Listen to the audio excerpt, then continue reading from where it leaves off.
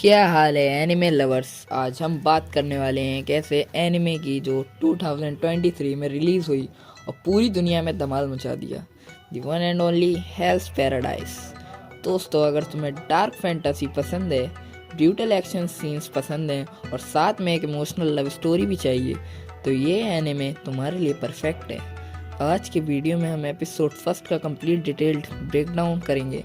मैं तुम्हें बताऊंगा कि क्यों ये एनिमे इतना स्पेशल है, कैरेक्टर्स के हिडन लेयर्स क्या है और क्यों है एपिसोड लिटरली गूज़बम्प्स दे देता है। तो वीडियो को लाइक करो, चैनल को सब्सक्राइब करो और चलो शुरू करते हैं हेल्स पैराडाइज एपिसोड फर्स्ट का कंडेम्ड क्रिमिनल। दोस्तों, पहले समझते हैं कि ये स्टोरी किस एरा की है। ईडो पीरियड, जापान का वो टाइम जब समुराई कल्चर अपना पीक पे था, जब हुनर और ड्यूटी सब कुछ था, पर इसे एरा की एक डार्क रियलिटी भी थी, शिनोबी विलेजेस।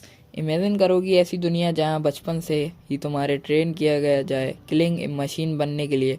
तुम्हें सिखाया जाए कि इमोशंस मतलब वीकनेस है, तुम्हें बताया जाए कि पेन फील करना, लव करना, डर लगना, ये सब तुम्हारी कमज़ोरियाँ हैं। और इसी दुनिया में पैदा होता है हमारा प्रोटोगनिस्ट गावीमारू। उसका टाइटल है गावीमारू द हॉलो। हॉलो मतलब खोखला, एम्प्टी। क्योंकि वो अपने आप को इमोशनलेस समझता है, उसके अंदर कोई फीलिंग्स नहीं है, या कम से कम यही वो सोचता है। पर दोस्तों, ये एपिसोड हमें दिखाता है कि जो लोग सबसे ज़्यादा कहते हैं कि उनके पास इमोशंस नहीं है, वो वही लोग एक्चुअली सबसे ज़्यादा फील करते हैं। अब बात करते हैं एपिसोड के ओपनिंग सीन की, जो लिटरली माइंड ब्लोइंग है। एपिसोड की शुरुआत होती है एक एग्जीक्यूशन ग्राउंड पे। गावीमारू को डिफरेंट टॉर्ट्यूर मेथड से मारने की कोशिश की जा रही है और यहाँ पे एनिमे अपनी पर एक यूनिट वे में बिहाइंडिंग तलवार सिर काटने की कोशिश। रिजल्ट, तलवार टूट जाती है, एग्जीक्यूशनर सॉफ्ट है। गावीमारू को आग में जलाया जाता है, रिजल्ट कुछ नहीं होता, उसकी स्किन पे एक स्क्रैच तक नहीं। भारी से दबाया जाता है, रिजल्ट अगेन कुछ नहीं। एग्जीक्यूशनर्स परेशान है, एक कहता है ये इंसान है या भूत। पर दोस्तों, यहाँ पे इंटरेस्टिंग ट्विस्ट है। गावीमारू कॉन्शियसली ये सब नहीं कर रहा, उसकी बॉडी अनकॉन्शियसली रिएक्ट कर रही है। मतलब उसके अंदर सर्वाइवल इंस्टिंक्ट है, वो जीना चाहता है। पर क्यों? यही एपिसोड का मेन क्वेश्चन है। और फिर एंटर होती है यामाडा सीमन सगिरी। और दोस्तों, ये कैरेक्टर उतना ही इम्पोर्टेंट है जितना गावीमारू। सगिरी बिलोंग करती है यामाडा क्लैन से, जापान की सबसे प्रेस्टिजियस एग्जीक्यूशनर फैमिली से। पर यहाँ पे कैच ये है कि वो एक फीमेल एग्जीक्यूशनर है। अब एडो पीरियड में एक लड़की का एग्जीक्यूशनर बनना ये ऑलमोस्ट इम्पॉसिबल था।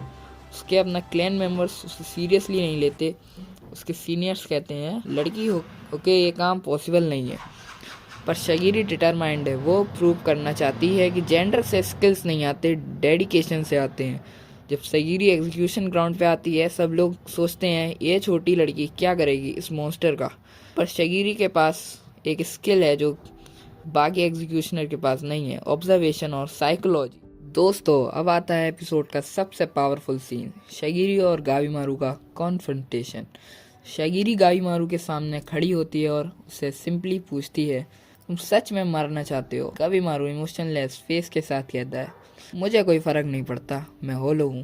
पर सगिरी स्मार्ट है, वो ऑब्जर्व कर रही है गावीमारू की बॉडी लैंग्वेज, उसकी ब्रीथिंग, उसकी आइज, और वो एक वर्ड थ्रो करती है, तुम्हारी वाइफ है क्या? और दोस्तों, इस एक वर्ड से सब कुछ चेंज हो जाता है। गावीमारू की आइज एक सेकंड के लिए वाइडन हो जाती हैं, उसकी फेस्ट क्लेंच होती हैं, उसकी ब्रीथिंग पैटर्न चेंज होती हैं। सगिरी स्माइल करती है, वो समझ गई। वो कहती है, देखो तुम्हारी बॉडी ने रिएक्ट किया, तुम हॉलो नहीं हो, तुम जीना चाहते हो अपनी वाइफ के लिए। गावीमारू डिनाई करने की कोशिश करता है, वो कहता है नहीं, मुझे कुछ फील नहीं होता। पर उसकी वॉइस में डाउट है, पहली बार उसका मास क्रैक कर रहा है। और फिर दोस्तों आता है फ्लैशबैक। स्क्रीन पे एक लड़की दिखती है, gentle smile, soft eyes, warm presence. ये है गावीमारू की वाइफ। बैकग्राउंड में सॉफ्ट म्यूजिक प्ले होता है और हमें दिखाया जाता है हाउ शी ट्रीटेड गावीमारू। जहाँ सब लोग गावीमारू को मॉन्स्टर समझते थे, वो अकेली थी। एक सीन में वो उसके हाथ पे बैंडेज लगाती है, एक सीन में वो बस स्माइल करती है, सिंपल प्योर स्माइल। और गावीमारू के लिए, जिसने कभी अनकंडीशनल लव नहीं देखा था, ये सब कुछ था। दोस्तों, मैं कहता हूँ ये 30 सेकंड्स का फ्लैशबैक इतना पावरफुल है कि ये पूरी लव स्टोरी फाउंडेशन बन जाता है। बिना एक डायलॉग के हमें समझ आ जाता है कि वाई गावीमारू वांट्स टू लाइव क्योंकि पहली बार किसी ने उसे प्यार किया था, पहली बार वो। अब सगिरी गावीमारू के सामने एक प्रपोजल रखती है और ये प्रपोजल पूरी स्टोरी को मोशंस में सेट करता है।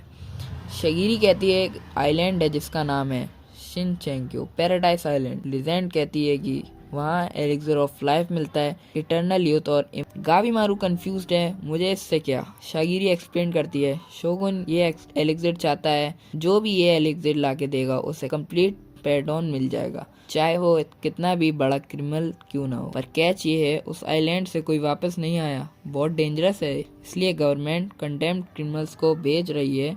अगर मर गए तो कोई लॉस नहीं, अगर एलिक्सर ले आए तो रिडेम्पशन।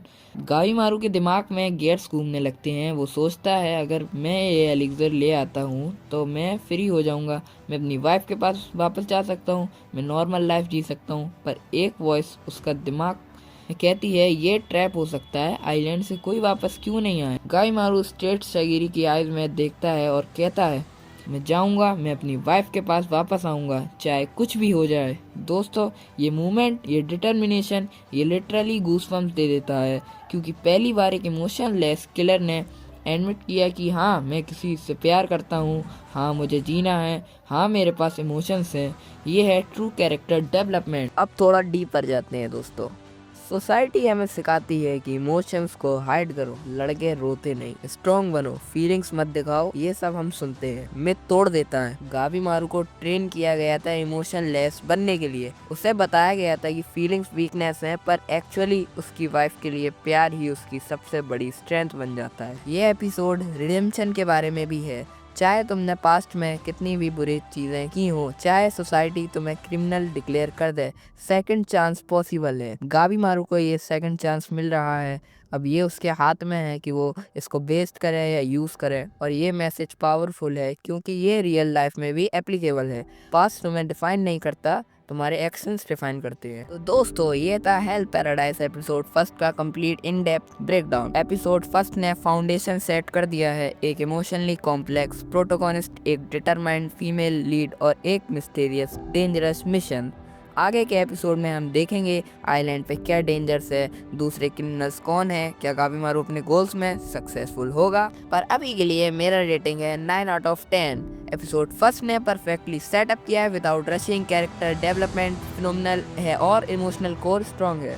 अब तुम्हारी बारी है, कमेंट्स में बताओ क्या तुम गावीमारू को रिलेटेबल पाते हो, शागिरी के कैरेक्टर के बारे में क्या सोचते हो, क्या तुम्हें लगता है कि गावीमारू सर्वाइव करेगा। अगर वीडियो पसंद आई हो तो लाइक बटन को स्मैश करो, सब्सक्राइब करो और बेल आइकन दबाओ, शेयर करो अपने एनिमे लविंग दोस्तों के साथ। मैं नेक्स्ट एपिसोड के ब्रेकडाउन भी लाऊंगा बहुत जल्दी, तो stay tune, keep watching anime, keep spreading love.